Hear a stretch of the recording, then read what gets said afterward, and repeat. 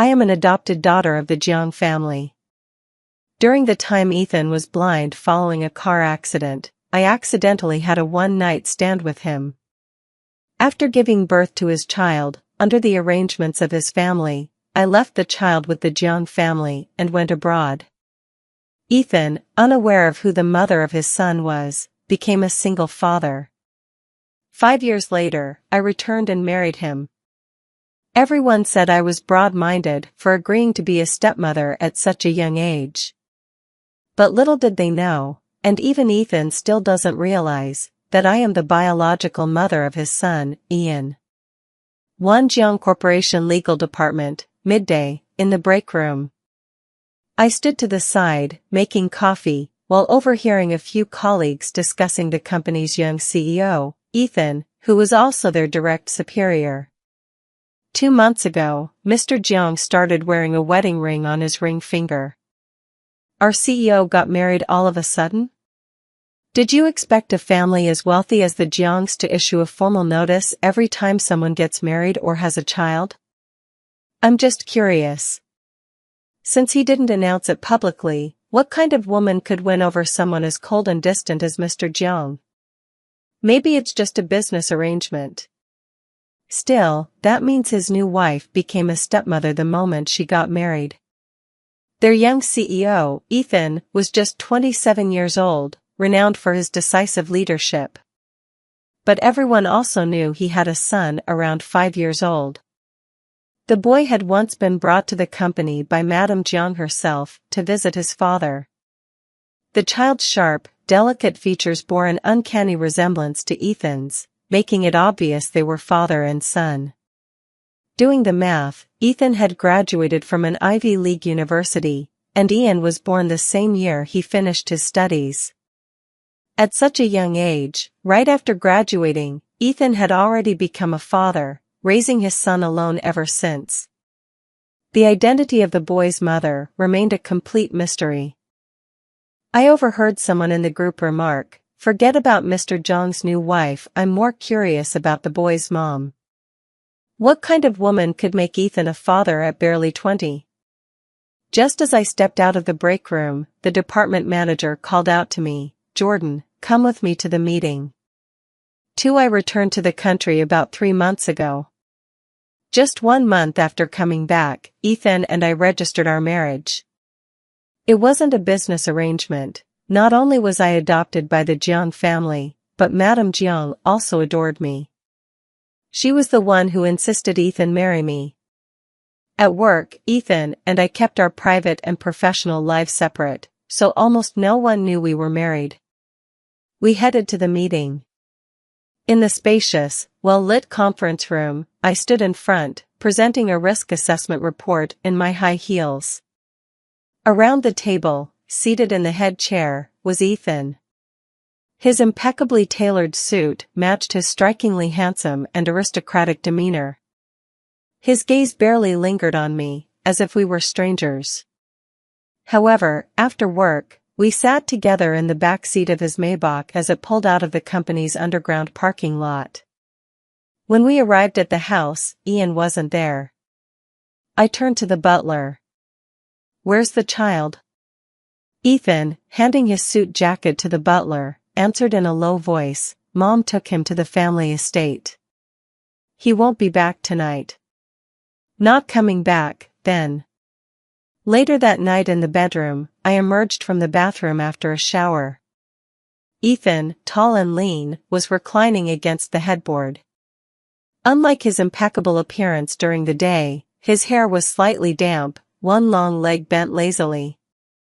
He wore a dark, finely crafted set of loungewear, with the top button undone. The thin fabric outlined his strong, well-defined physique. During the day, Ethan's composed and restrained demeanor made it hard to even look at him without feeling intimidated.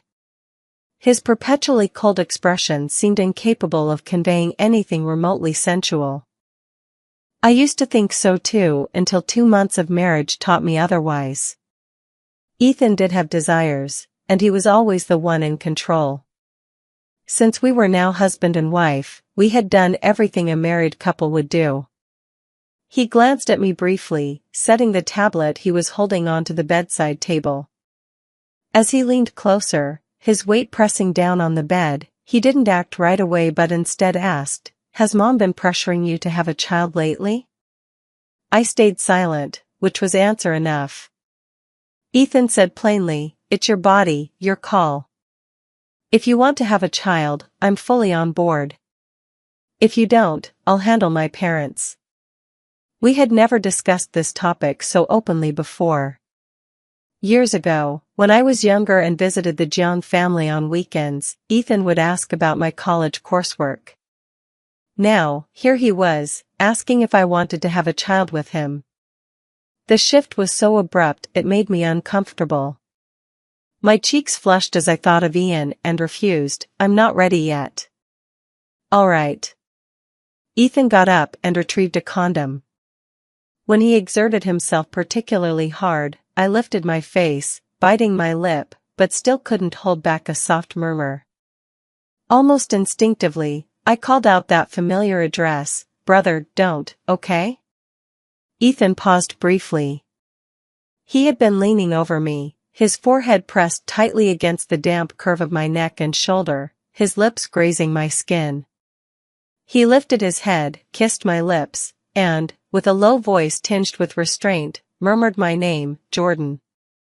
It felt as though he whispered it with a mix of tenderness and anguish. "Don't call me that. It makes me feel like I'm committing a crime." Perhaps it was because we had talked about children earlier that evening. Afterward, as Ethan got up to clean up, he turned to me and said, "You don't need to force yourself into the role of a stepmother. If you don't like Ian or find it hard to get along with him, don't push yourself." I instinctively refuted, "I do like Eli." "Oh?" Ethan seemed genuinely surprised. I forced my tired eyelids open, cautiously testing the waters as I asked, "He's adorable.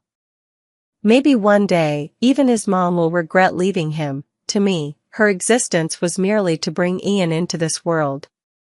Before I could finish my sentence, Ethan interrupted me. Even in the dark room, I could feel the oppressive and restless energy radiating from the man beside me. It was a rare display of emotion from Ethan, who was always composed and calm in my memory. Ian's biological mother was, without a doubt, his taboo. "She schemed to use me to have a child," Ethan said with deliberate intensity. "No matter who she is. She should never appear in front of me again. She better stay hidden. Because if I ever find her, even if she's still alive," his voice turned chilling, "she will wish she weren't." When I was in middle school, my family went bankrupt, and my parents fled abroad, leaving me behind. That's when Madame Jiang, a friend of my mom's, took me in and raised me in the Jiang household. Ethan was a year older than me. By the time he got into a car accident, I had been calling him brother for 7 years. The accident wasn't severe, but it resulted in an extremely rare complication. The doctors said the nerves were compressed, causing temporary blindness. Despite months of intensive treatment, his vision didn't recover. Ethan became increasingly cold and volatile. The entire city whispered about how the heir to the Jiang family had turned into a blind man. He refused to accept his fate and still attended a high-profile social event. However, without his usual sharpness, he was drugged by someone scheming against him. What he didn't know was that Madame Jiang, his father, and I had also attended the event out of concern for him. Sensing something was amiss, I followed him to his resting room to check on him. That's when he pinned me down. After that night with Ethan, I fell ill for 2 days. The emergency contraceptives I took in confusion were vomited out. When I discovered I was pregnant, the Jiang family was nothing short of desperate. If Ethan's condition remained unchanged, this child would become their only hope for the future. Madame Jiang once asked Ethan, "Renee is gentle and caring. How about letting her stay by your side in the future?" Ethan, despite his blindness, was still devastatingly handsome. During that time, he was in a terrible state, but his response was firm and resolute. "Mom, bringing her into our family wasn't to groom her into your obedient daughter-in-law. It was to raise her as a daughter. Renee is someone I've watched grow up. I don't have romantic feelings for her. At most, I see her as a sister." That girl from that night, Ethan's expression darkened. Is she still alive? Ethan had no idea that the girl from that night was me. To him, I was nothing more than a sister. Even the Jiang family parents didn't dare let him know that the girl he considered his sister was carrying his child. Later, during my pregnancy, I heard that a young, brilliant ophthalmologist had been meticulously helping Ethan with his recovery for the past 6 months. Ethan eventually entrusted her to perform the most complex and high-risk surgery. Fortunately, the results exceeded expectations. 6 months after Ethan regained his sight, I had already flown abroad to continue my studies. Not long after, despite the doctor's youth, the 7-year age gap between her and the then 22-year-old Ethan made her an unsuitable match in Madame Zhang's eyes. They directly brought Ian, who was just 6 months old at the time, to Ethan, the newly minted father. Upon learning that Ethan had a child, the doctor soon married someone else. No wonder Ethan harbored such aversion toward Ian's biological mother. She had, after all, destroyed what could have been a promising relationship for him. As for why he agreed to marry me years later, it was likely because Madame Jiang had pushed us relentlessly. On our wedding night, I called Ethan brother. He told me that since we were married, he would accept the change in our relationship. He wasn't the type of man to live in abstinence. He couldn't possibly ignore his wife. Ian was sent back to live with us early on. At the breakfast table, as I tried to bond with him, the little boy interrupted me, asking, "Are you here to steal my dad from me? I'll never like you." "Apologize," Ethan said, no longer eating leisurely, his eyes carrying the authority of a father. "Where are your manners and upbringing?" Ian stubbornly remained silent, so Ethan instructed the butler to take him to school.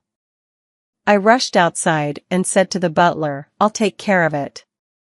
It wasn't until we arrived at the kindergarten that the little boy finally spoke up. "If you feel like I'm bothering you, Vivi and her mom have invited me to stay at their house." I teased him, "Is Vivi the girl you like?" He whispered softly, "I just like her mom. Her mom is a doctor. Sometimes she's even busier than my dad, but she still makes time to pick Vivi up from school every single day." At 9 a.m., I ran into the deputy director of technology at the company. He took the initiative to greet me. Within moments, gossip spread like wildfire among my colleagues. "Jordan, what's going on between you and Ian? He's the company's untouchable star, educated abroad, young, and accomplished. Even Wendy, the executive assistant to the president, couldn't win him over." I quickly denied and explained. Back in our study abroad days, Ian had indeed pursued me, but I didn't accept his advances. At lunchtime, I quietly slipped away from prying eyes and went to Ethan's office. Ethan was busy working, but when he saw me, he had lunch brought in. We ate together. After finishing the meal, Ethan went into the bathroom to freshen up. When he returned, the atmosphere shifted. As I had expected, he pulled me onto his lap, ignoring the creases forming in his tailored suit pants. He pressed his lips against mine in an unrelenting kiss.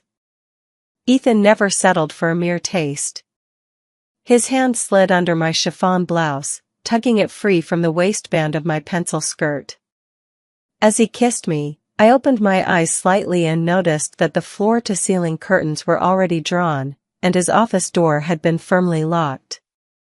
Only then did my nerves ease. By the end of it, I was completely drained.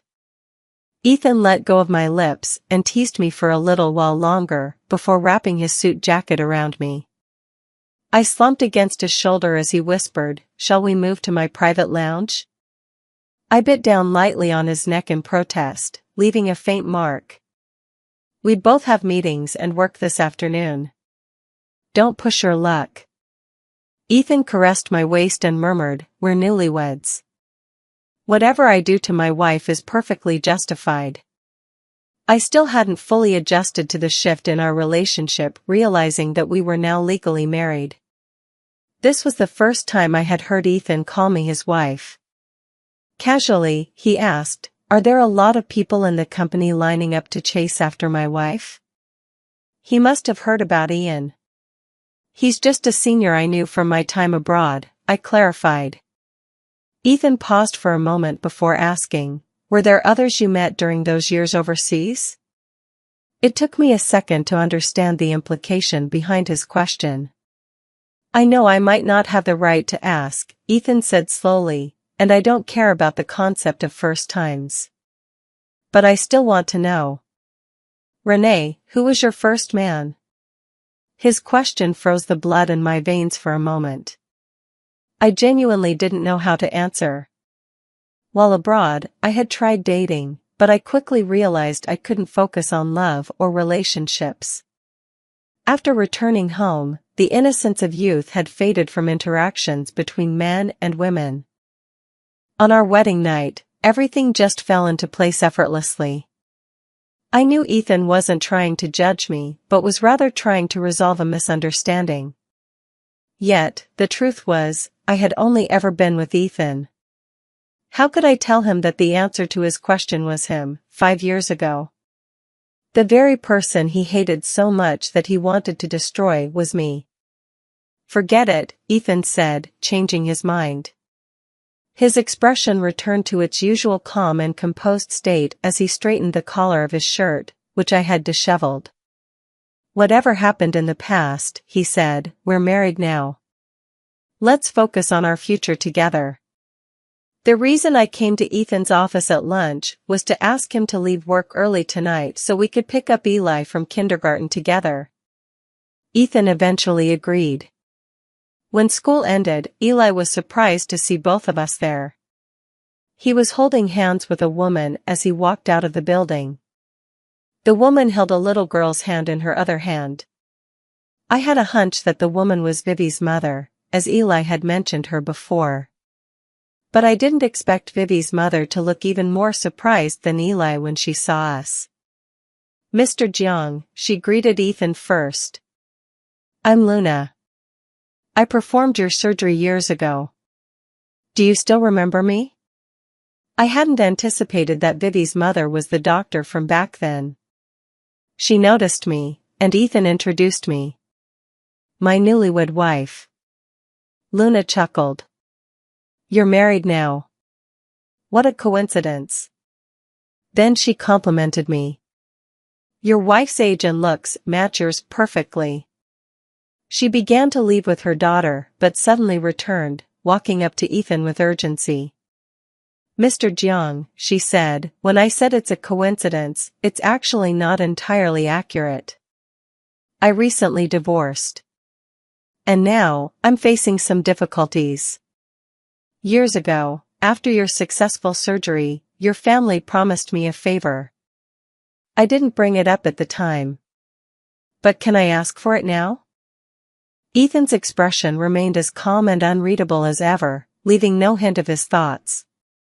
The ringing of his phone temporarily interrupted Luna's request. It seemed like a particularly urgent call, one that even made Ethan, who was always mindful of etiquette and composure, excuse himself first. "My apologies," he said briefly, before pulling out his phone and answering. I was standing close enough to hear the conversation clearly. "Mr. Carter, we've finally got a lead on the person you've been asking me to investigate." Ethan's voice remained calm and efficient. "Have they been found?"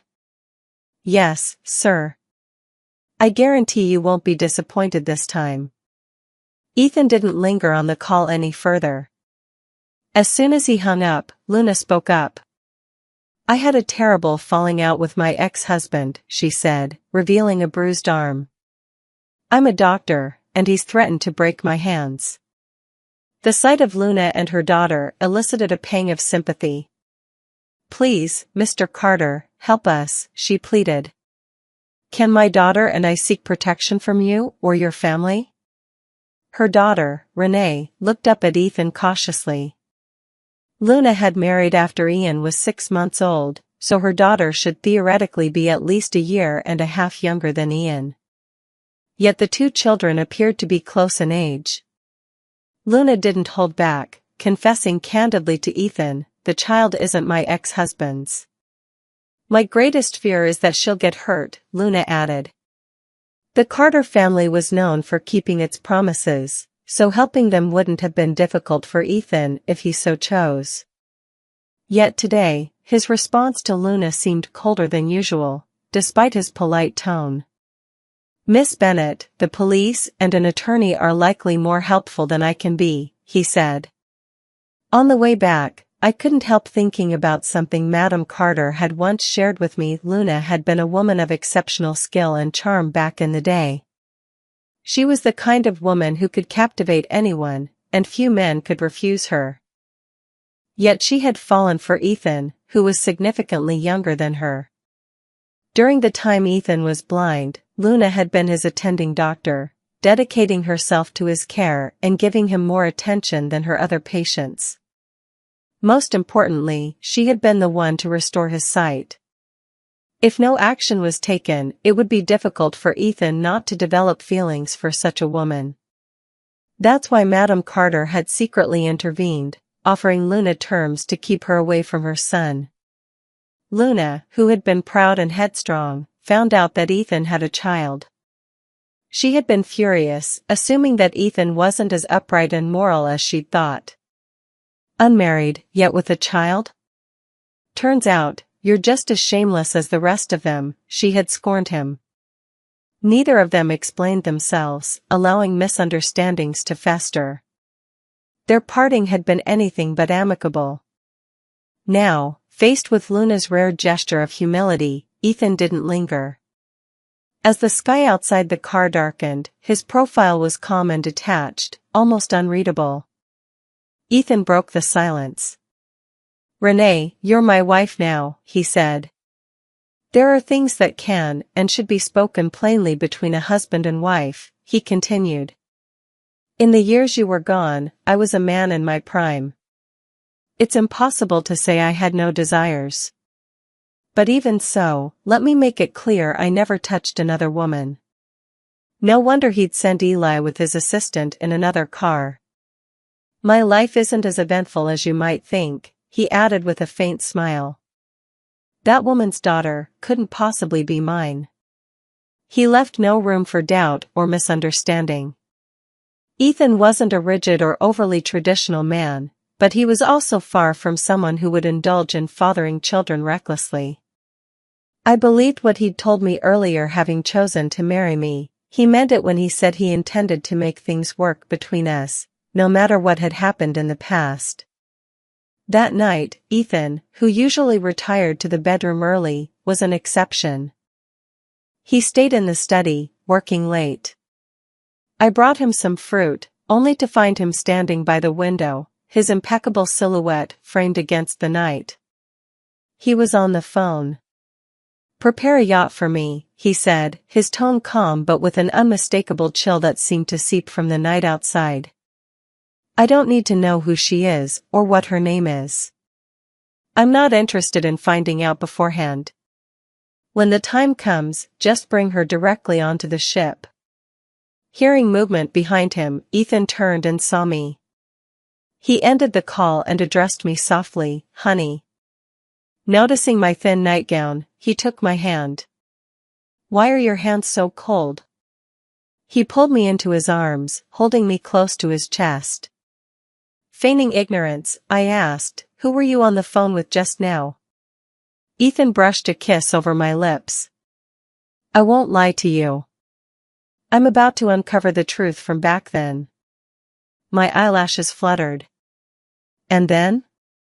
Are you planning to make Ian's biological mother pay a heavy price? Ethan buried his face in the crook of my neck and inhaled deeply. Don't stop me, he murmured. It was late at night when there was a knock at the study door. Dad, Ian's voice called out. Ethan rose from where he had been holding me. My nightgown had thin straps, so he only opened the door halfway, standing in the gap to shield me from view. Ethan, ever calm and collected, towered over his son like a protective figure. Ian looked up at him. Tomorrow's the weekend. Can I visit Aunt Luna and my little sister, Mia? Sure, Ethan replied simply, his tone even. Dad, will you come with me to protect them if we don't let Jordan know? Ian asked. I quickly heard Ethan's response. His tone remained calm as he said, no. He slowly addressed the child, you go yourself. I won't stop you. If you go, you can stay there and protect them forever, living with them from now on. But from this moment on, you don't need to come back to this house. It's your choice. It was clear that Ethan was teaching his son a lesson. I won't indulge you in this matter, he said. You and I share the closest blood ties. I stood next to Ethan, listening as he continued, and Jordan is my wife. She and I share the most intimate relationship in the world. He wasn't reprimanding, but rather calmly questioning and explaining to the child, now, was it you who made the mistake? She has always tried to get close to you, sincerely caring for you and looking after you, yet you say you dislike her. Someone else simply played with you a few times, and you chose to get close to someone else's mom. She is your family. Wouldn't she feel hurt? Ethan left him to think it over in the end. After Eli left, Ethan raised a finger to press lightly against the corner of his eye. I noticed the action. The family doctor always reminded him to be mindful of his old condition. Is your eye bothering you? I asked. Ethan denied it. Just a bit tired, he said. He added, a child's ability to discern is not fully developed yet. His actions ultimately reflect the attitude and values of the adults around him. I'll teach him to understand principles and boundaries. I won't let you suffer any grievances. Ethan indeed seemed like a stern father. However, while he harbored dislike for the child's mother, he never took it out on the innocent boy. He appeared strict, but his care and attentiveness were evident. A man who was always sparing with words in front of outsiders spent so much time and effort teaching his child about right and wrong. Ethan was rational, composed, disciplined, and deeply resilient. Yet, the one truth he had to uncover seemed to fester like an unhealed wound. It was as if he needed to revisit the pain to allow himself to heal completely. That night, as I sat beside the man I had shared a bed with for many nights, I couldn't help but feel a mix of emotions. I found a cold compress eye mask and leaned over to place it gently on him. Then, I helped him put on a black eye mask.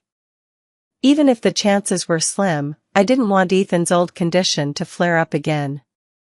When I returned after washing my hands, there were still traces of water on my fingertips. Ethan was still sitting on the edge of the bed, his long, clean fingers resting on the dark bedding. His eyes were covered, so he couldn't see me, making it easier for me to carefully observe him. He had once been the older brother who set an example for me. The composed and efficient CEO of the company. A strict father. And now, a husband who seemed within reach. I couldn't resist lightly touching his face, letting my hand linger along his jawline. Memories of the past 2 months since returning home flashed through my mind, and I suddenly wanted to confirm something with him. Ethan, I called softly, have you fallen for me? I was afraid I might never hear the answer again. He didn't respond directly. Instead, he lowered his head and gently bit one of my fingers. The cool, damp tip of my finger touched the warm, moist inside of his mouth. He leaned forward, his tongue softly pressing and entwining. It was warm and wet. His expression remained stoic and composed, as if he were addressing a meeting at the company. Lightly touching my finger, he slowly spoke, "Enjoy me." It was a long moment before Ethan finally murmured, "My wife, of course I love you." Sunday evening was the mid-year anniversary gala for the Jiang Corporation, held at one of the luxury hotels under its banner. The company's CEO, Ethan Jiang, was expected to attend, but tonight, he seemed conspicuously absent. In stark contrast to the lively event, the sea outside was extraordinarily calm. On a yacht, I was still dressed in the champagne pink gown I had worn to the gala, but I felt dizzy. When private investigators approached me, I knew the 5 years I had kept this secret from Ethan had reached their limit. I asked them if they knew my true identity. One of them replied, "Mrs. Jiang, we were also surprised when we discovered it during the investigation." No one could have imagined that the person he had despised for years was also the one he loved. "While we're simply doing our job, this might cause significant disruption to your and Mr. Jiang's current peaceful life and family," they added. "This information still has to be delivered to Mr. Jiang."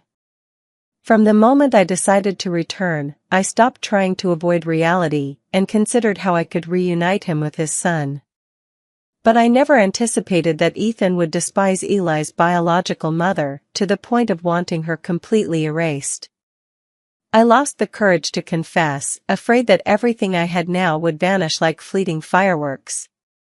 I couldn't bring myself to turn our love into hatred. So tonight, I left the truth for Ethan to uncover on his own. The sound of the cabin door opening was followed by steady footsteps. I leaned weakly against the chair, wrapped in a black cloak that covered my entire body, the hood shielding my face. Ethan stopped in front of me, his gaze cold as he looked down at the woman before him. I trembled slightly, as if only now realizing fear and regret. The man, not wanting to waste any time, spoke plainly and directly, "My life, Ethan's life, doesn't need your interference. This is a challenge to me." "I won't kill you," Ethan said. Ethan, now with a wife and child, wouldn't take reckless risks. He added calmly, "But the things a person can endure while alive are far worse than death, aren't they?" He was determined to make the other party taste the complete upheaval of their current life. Outside, the waves roared. Tonight, the sea felt like a vast, gaping abyss. The scene emphasized the woman's unnerving stillness. Ethan's expression remained composed, but he raised his hand. He needed answers, the unresolved mysteries gnawed at him, demanding tangible clarity. What he didn't yet realize was that his feelings of affection and aversion were colliding violently within him. Reaching out, he pulled back the brim of the hat covering her face. The black cloak slipped off, revealing a delicate figure and a face Ethan knew all too well. Though he was usually unshaken in his demeanor, he couldn't hide his shock. Renee? Ethan pulled out his phone, needing to confirm he wasn't mistaken. I couldn't avoid him anymore. Gripping his sleeve, I said, "What you see is the truth." "How old were you then?" Ethan finally asked after a long pause. "Didn't I teach you how a young woman should protect herself?" I had never seen Ethan look so displeased. "You were just at that stage of life, how could you let yourself get pregnant?" Living in the Carter household, Madame Jiang rarely disciplined me. When I had just turned 18 and was about to go to college, it was Ethan who handed me a disc. Cool and reserved as always, he hadn't explained what it was. When I watched it, I realized it contained detailed and explicit lessons on reproductive health. During college, we were in 2 different cities.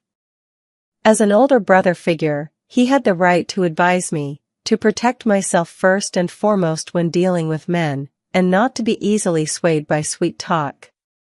Thinking of our past roles, I asked, "Did you find our relationship disgusting back then?"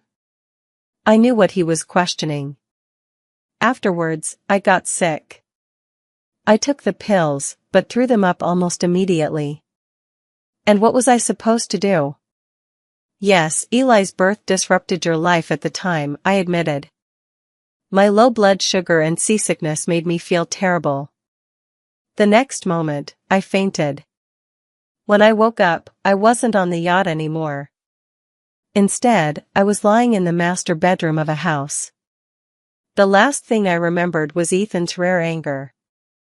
I thought if I opened my eyes again, I'd find myself exiled to somewhere like North America or South Africa. It was Madame Zhang's call that woke me. It was still the middle of the night, around 3 or 4 in the morning. After I got married, I had started calling her Mom. Picking up the phone, I greeted her, "Mom." Madame Zhang said, "Renee, Ethan came to us in the middle of the night, asking if we ever pressured you. He knows everything? I've never seen him lose his temper like this with me. I'm afraid he'll take it out on you. Maybe you should take Eli and go abroad for a bit." I didn't end up leaving the country, nor did I avoid him. The following week at work, I attended a meeting as usual. Ethan was seated at the head of the table. Today, he seemed a bit distant. Though still impeccably dressed in a 3-piece suit, he leaned back in his chair. If you looked closely, you could see the exhaustion under his eyes. The watch and tie clip he usually wore were absent. Our eyes unintentionally met, and I hesitated slightly during my presentation. He hadn't come home all night. Was this our first serious argument, our first Cold War? Ethan was naturally reserved and quiet, while I had always been mild-tempered. He had always been mature and accommodating toward me. I never thought there would come a day when we'd have a quarrel. After the meeting ended, I was about to leave when something unexpected happened.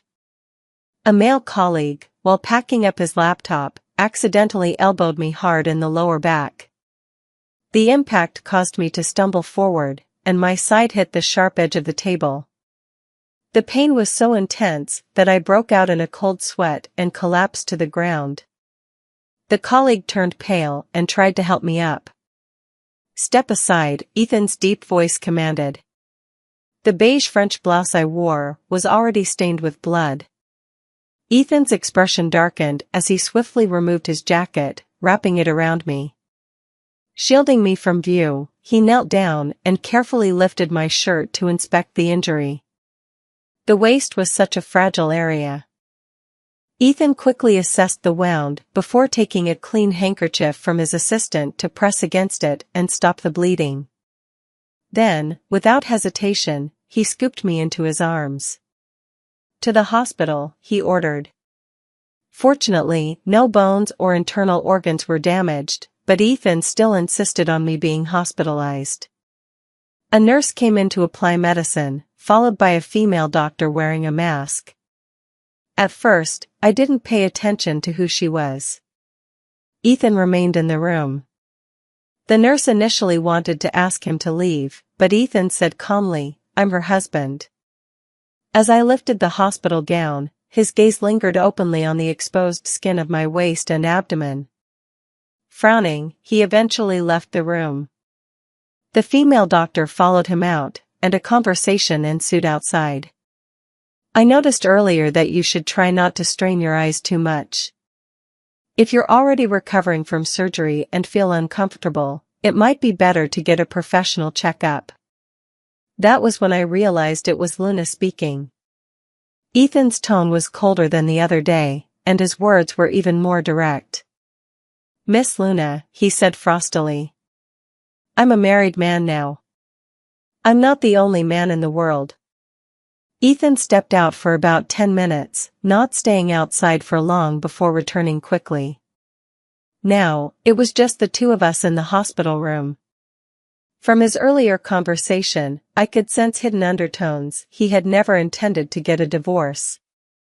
Ethan crouched down slightly beside my hospital bed. I thought he was going to continue settling scores with me. But unexpectedly, he said, "I'm sorry, Renee. It was me who acted like a jerk back then, not you who did anything wrong. I said a lot of harsh things. Don't be afraid. If it had been anyone else, I would have made sure they paid the price. But if it's you, I can't help but be unfair. I only see it as my fault." Ethan confessed softly, explaining bit by bit. In that moment, all I could think about was how you shouldn't have had to endure all that pain so early in life because of me. That's why I questioned you, got angry, and yelled at you. But I never intended to take it out on you, and I never thought you were disgusting. Finally, he asked me, "You were so young, all alone. Was it very hard for you back then?" I didn't answer directly. There were so many overwhelming emotions that words couldn't capture them anymore. "I feel like I want to kiss you right now," he said. I leaned back against the pillow as he bent down toward me, brushing his lips softly against mine. He was careful to avoid the injuries on my body, pressing lightly against my chest. I could hear the synchronized rhythm of our heartbeats. One gentle kiss wasn't enough. For once, I took the initiative.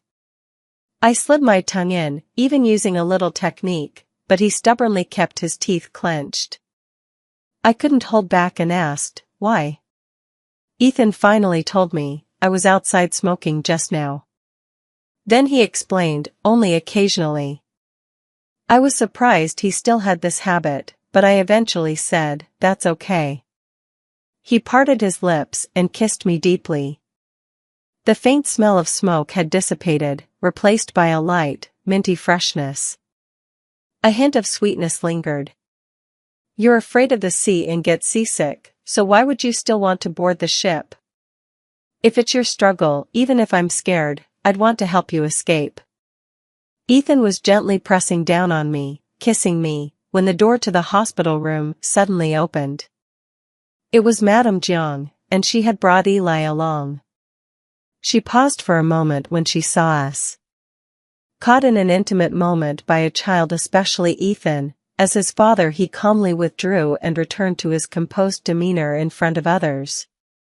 Thankfully, it was just a kiss. After Madame Jiang finished her visit, she left Eli behind at Ethan's request. Eli approached my hospital bed alone. I asked him, "Are you here to check on me?" He replied, "I heard there was blood from your stomach. I thought you lost your baby." I told him directly, "Your dad and I won't be having another child. Because we haven't loved you enough yet." His eyes widened slightly. At only 5 years old, Eli, no matter how smart, wouldn't fully understand what a miscarriage meant. Still, I asked him, "How do you know that bleeding from the stomach means losing a baby?"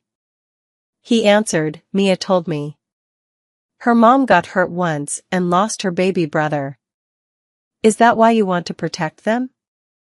Being raised and taught by Ethan, Eli was undoubtedly an exceptional child. He was clearly the kindest little boy. The next time I saw Luna at the hospital, I told her, "Let me help you." Although I worked in corporate legal affairs, I was also a licensed attorney qualified to take on private cases. Violence should never be tolerated. As a professional, I also hoped the legal system would continue to improve, giving more support to the vulnerable. Ethan wasn't wrong. What would help Luna most was the law, putting scumbags behind bars. At first, I didn't understand why Luna hadn't sought legal help earlier.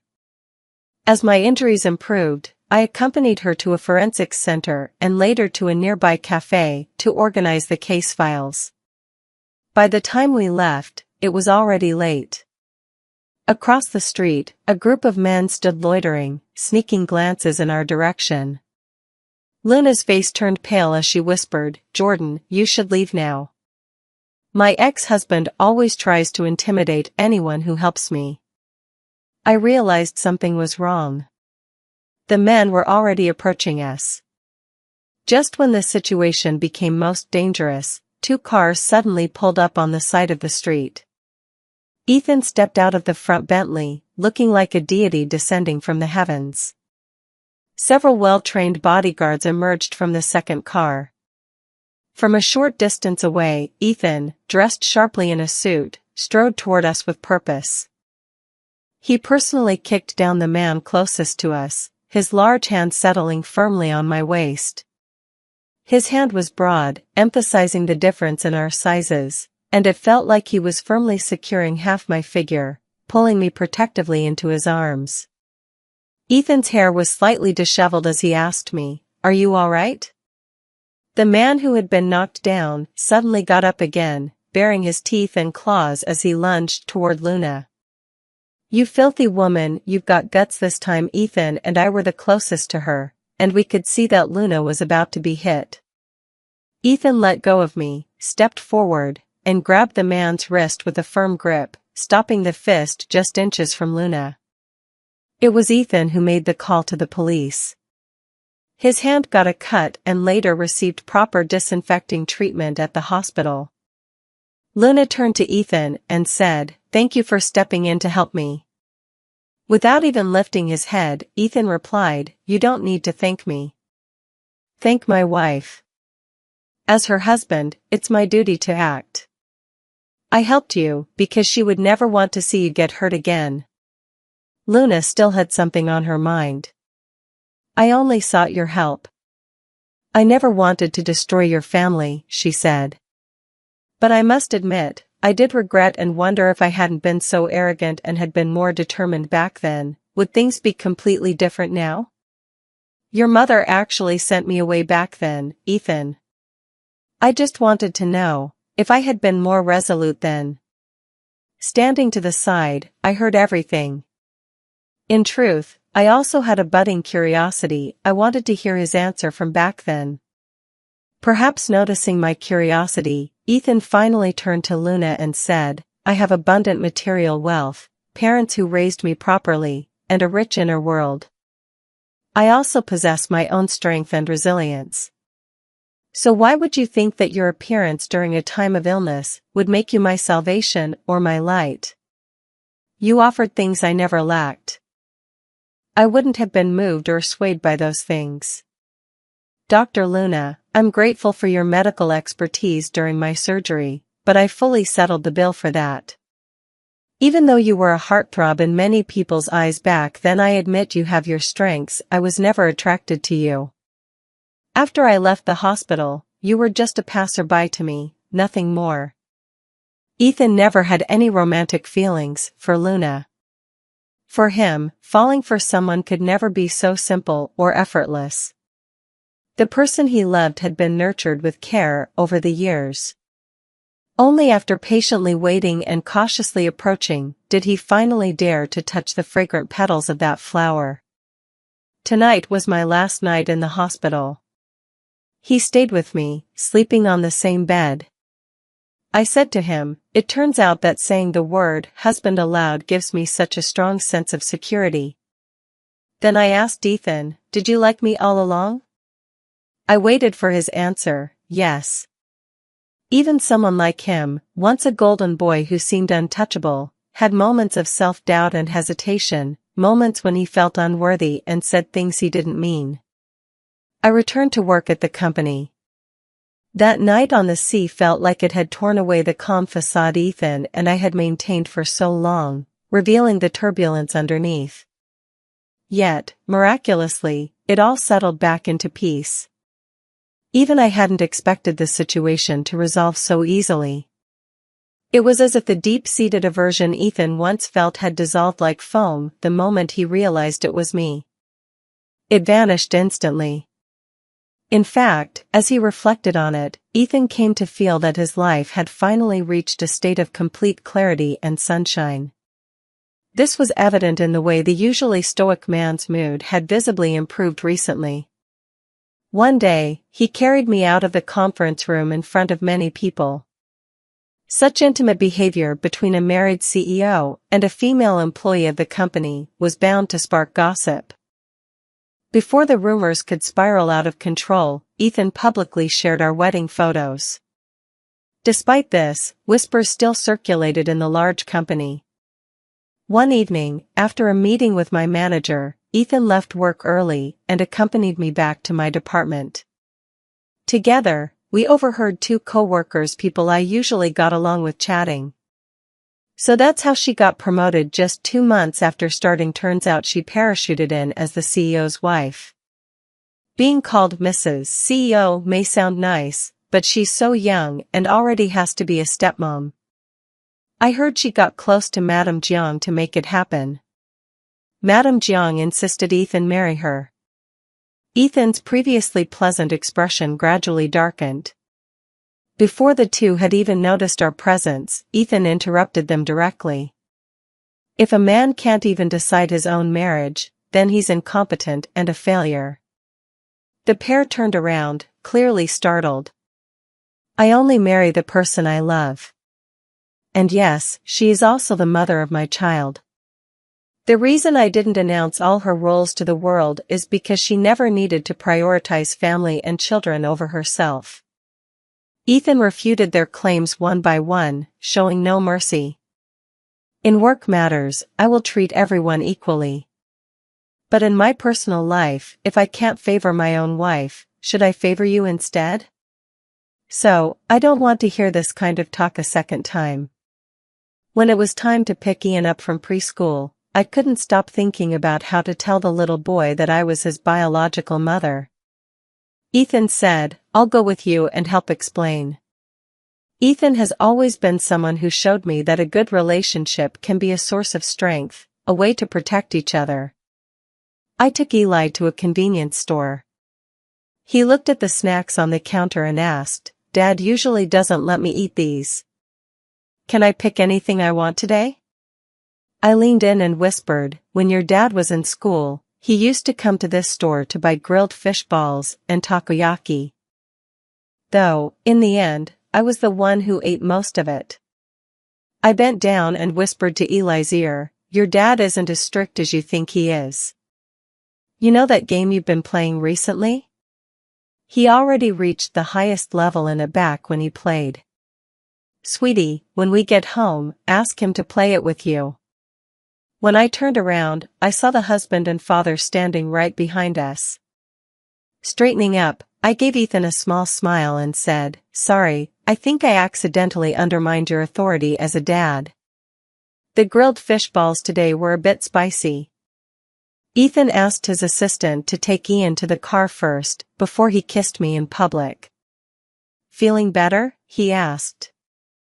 That evening, when it was time to tell Eli the truth, I was nervous. After listening, Eli was silent for a long time. There was a trace of anger in his little face. "So, you abandoned me for 5 years, didn't you?" I remembered something Ethan once said at work. "Sweetheart, it wasn't abandonment. Mommy just needed to choose her own life for a while. It was also my time to grow. If my life after 21 had been solely tied to raising a child, I might have ended up as nothing more than a golden canary kept in the Jiang family's cage." This was all thanks to Ethan, who had refused Madame Jiang's proposal years ago. He didn't trap me by his side when I was just 20. So, after I had spread my wings and let them shine, I returned with his faith in me as my support. When I won Luna's case at the age of 27, it was already deep winter, marking the start of her new life. As I got to know Luna, the ophthalmologist, I couldn't help but think about Ethan's eye condition. Thankfully, it was something we'd always taken seriously. Earlier that year, Luna's mentor had done a thorough checkup, giving us the all clear. Before we went to hear the final results, Ethan, uncharacteristically, showed a flicker of nervousness. He asked me, "What if something's wrong?" I replied, "Do you remember our wedding vows?" Both of us have excellent memories, and sure enough, he recited them back to me. To understand and cherish each other, to stand by each other no matter what, and to love each other for a lifetime. Through youth and old age, We would weather all storms together and remain partners for life. We are people who believe in vows. We are people who will keep those vows. The end.